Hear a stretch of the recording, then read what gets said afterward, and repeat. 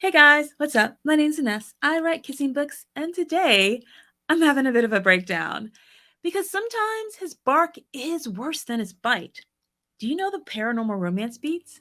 Let's break it down.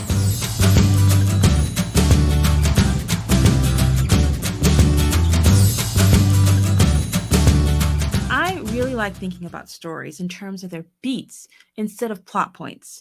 It gives a much looser structure to allow for surprises and spontaneity, says the woman who has the need to break everything down to its smallest particle. My favorite genre of romance is paranormal romance. Werewolves, vampires, fae. Oh my, I love them all. And because I read so much paranormal romance, I keep noticing patterns.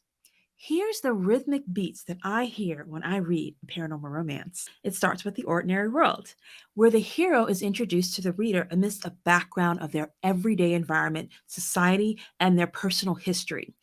In the ordinary world, you need a bit of the hero's personality to be able to identify with them. And you also need something to measure the new person that they will become by the end of the story to the person that they are now when you just start the story. We've talked about the ordinary world before. It's a combination of introducing character, situation, and setting. Either the character has extraordinary powers that we'll see soon or very soon, or the setting that they live in is extraordinary, or they're dumped into a situation that's extraordinary. To break down paranormal romance, we're going to need a quintessential text. I say we use, you guys know what I'm going to suggest. It's Twilight, of course. In Twilight, Bella is an ordinary girl placed into what seems like an ordinary situation until she learns that her beau is something out of the extraordinary. After we get settled in the ordinary world, you're going to need a meet cute. In a romance, this is where the hero and the heroine meet for the first time on the page. Remember, these scenes don't have to be in order, and the meet cute needs to be memorable and it needs to be impactful. In a paranormal romance, the meet cute involves an awareness of the paranormal being and or the paranormal's magical world. A shifter might scent his mate. A vampire's heart might beat for the very first time upon coming into contact with the woman that he's going to marry. The beast inside of a male shifter might shout out, "Mine!" In Twilight, Edward, a vampire, is first alerted to Bella when he can't hear her thoughts like he can with everyone else. Then, when she comes and sits next to him in science class, he gets a good whiff of her and her special magical smelling blood, and all bets are off. In a paranormal romance, there should be a show of power. This is when the hero or the heroine reveal their magical power, what makes them a paranormal being. An elf might show his dominance over the elements. A dragon could breathe fire or shift into his human form. A vampire could show power by we see his age and he knows all this historical things or that he was actually involved in historical events. Maybe it's his bite because he has to feed, or he might show his weakness and we see that he has to go to bed at sunrise. A werewolf could scent his mate. He could also show his strength in a fight, or he could show his weakness when the full moon comes and he has to change. Bears, because there are bear shifters, bears could have the same strength as wolves, but maybe their weakness is their narcolepsy during winter. In Twilight, Edward shows his power when he saves Bella from a wayward truck with just one stop of his hand.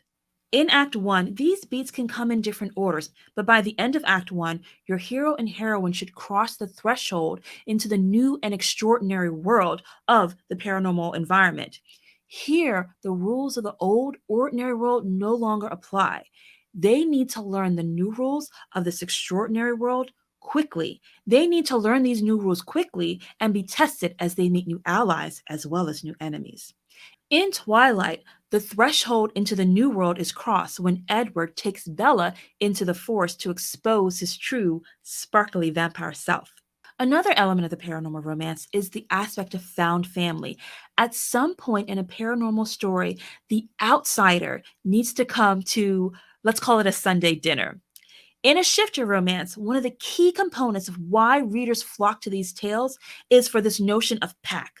That's the found family. It's a found family of individuals who choose each other or who share the same blood. Oftentimes, it's the heroine who is the outsider, and she eventually is welcomed into the pack, which the reader experiences as they themselves are being welcomed into the pack. You're likely to find all kinds of characters in family packs. There's tricksters, there's mentors, there's shapeshifters, and many more. There may be the black sheep of the pack or the lone wolf of the pack. There's the wizened old crone or the alpha with the heart of gold or the beta that sits off quietly in the corner. Tons of people to populate this family dinner. In Twilight, Bella gets invited to family dinner to meet the Cullens. These vampires are a true found family that has been put together by the family patriarch Carlisle and his wife Esme, the matriarch. There's also Alice, the soothsayer. There's Rose. She's a bit of a shapeshifter in that she's a mean girl who's going to become friendly later. And then there's the two brothers who have Edward's back no matter what. At some point in Act 2 of A Paranormal Romance, the paranormal being's power becomes unleashed. Now that the hero and heroine know that they want to spend their lives together, know that they're meant for each other, they're going to have to fight for it. This power unleash moment is the moment when the beast comes out. It's where the hero or the heroine shows off their full power. For Edward, he has to defeat the villain who is after Bella, but Bella is ready to die for him. I think this moment isn't so much about power as it is about love and showing that you will do anything, including using the full extent of your power, to preserve your love. I think that another must have in a paranormal romance is the act of the claiming. Now, a kiss would be enough in a standard romance. No, no, no. In a paranormal romance, you have a beast to contend with a vampire, a fae, a bear, a werewolf, whatever might be living inside of our hero or heroine. And they need to claim their love. The claiming scene puts everyone else on notice that this is their mate. It could be a bite, it could be some kind of a mark on the body, it could be a kiss, it could also be a vow of true love forever. Then, as this is a paranormal romance, it has to end with a happily ever after. My personal opinion is that paranormal romances do not end with happy for nows. They end with happily ever after because it's the beast that wants forever. So there's a happily ever after scene where the two characters are shown in their new life. If one of them were human, that character might change and become paranormal now or eventually. So there you have it, the beats that I hear whenever I read or watch a paranormal romance. Do you want a more in-depth exploration of pacing? You can always try out my Page Turner Pacing course, How to Write a Binge-Worthy Novel in 21 Days at AnessWrites.com/PTP for Page Turner Pacing. You can also read more breakdowns and chat with others on my free Substack.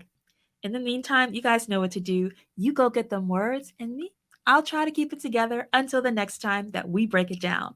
I'll see you then. Bye!